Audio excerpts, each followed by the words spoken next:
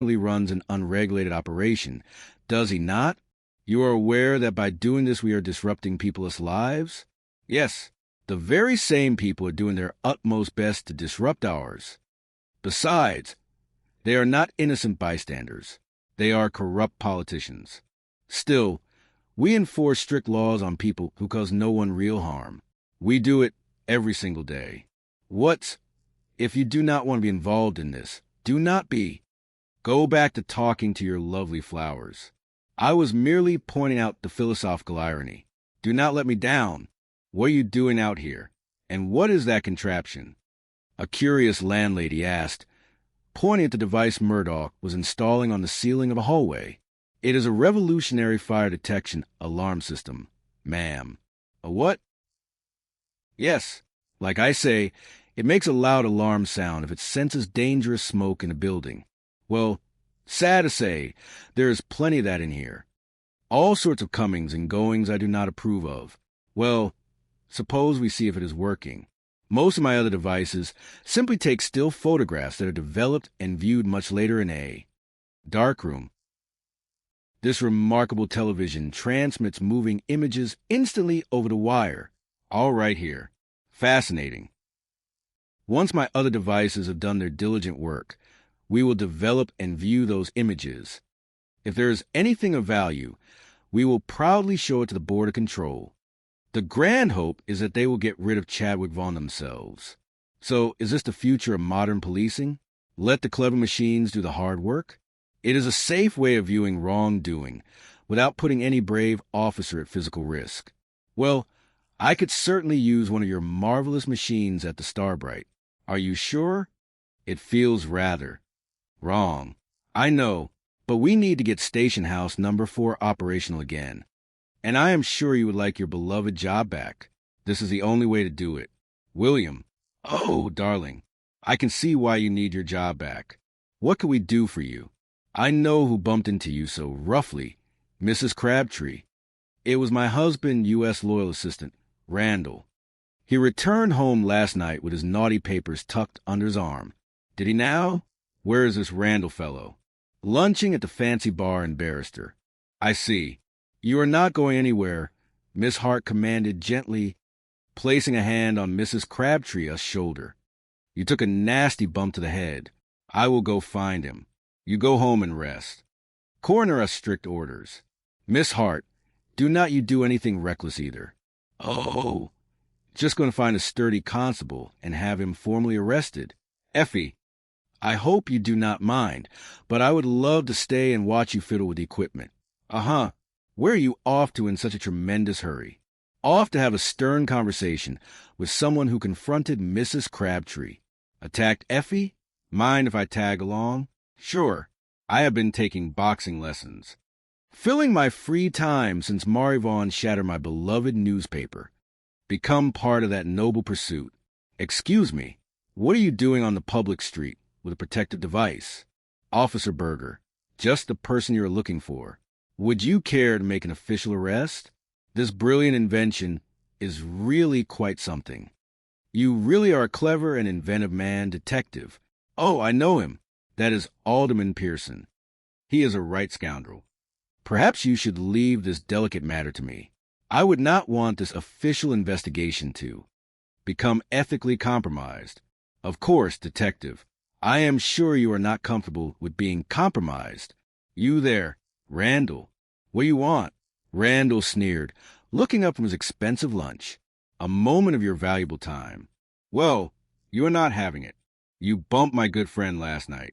A friend who had something stolen from my boss. Get lost. Hey, I am not finished with you. Sir, you are under formal arrest. You were going to stop me with that little object? Seems inappropriate for the weather.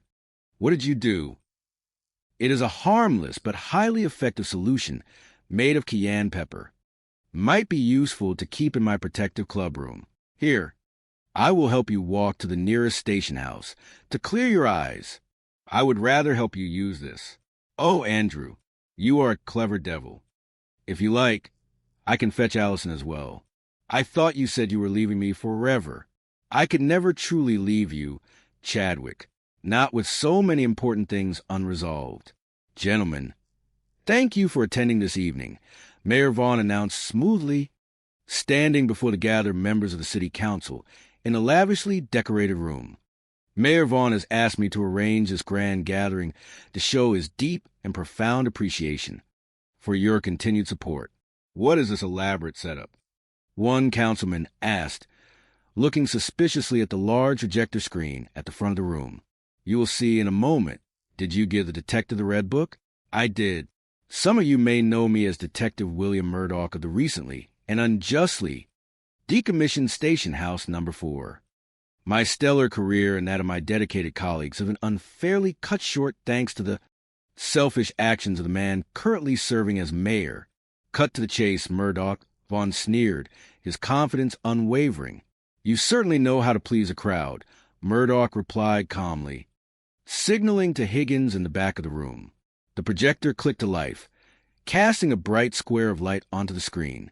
Oh, Andrew, you are a devil, a recorded voice echoed through the room. That shrew will never let me go. Come here. What are you doing? The councilman on the screen gasped, realizing he was caught in a highly compromising situation.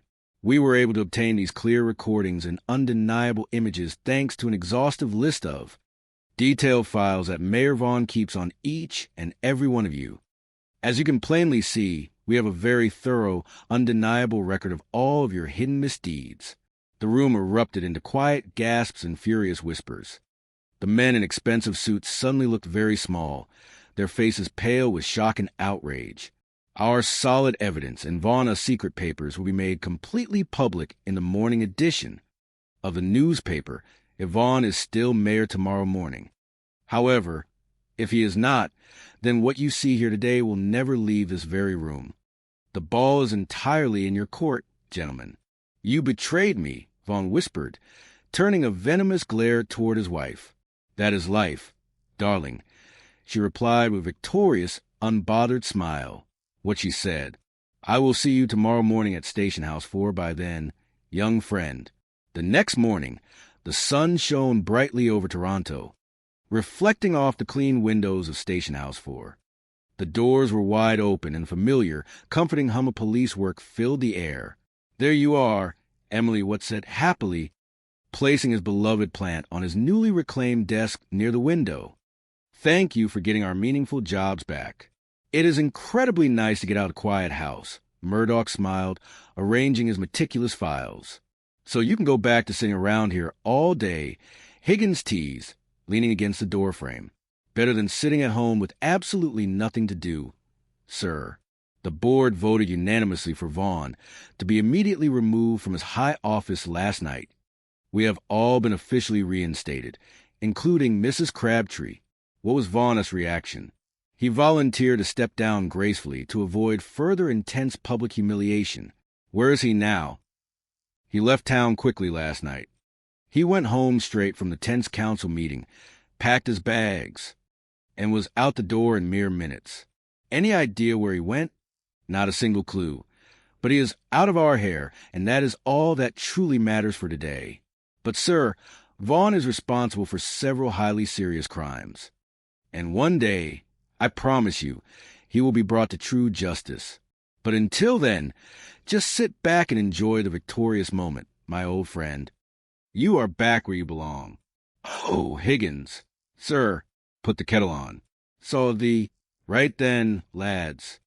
Now that you are all wonderfully settled in, we are off to the Starbright for a celebratory meal. And I am buying the first round of delightful beverages.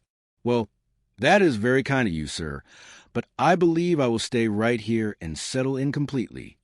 There is much important work to be done for the good citizens of Toronto. I will drink for the both of us then. Brackenreed laughed heartily, clapping Murdoch on the shoulder.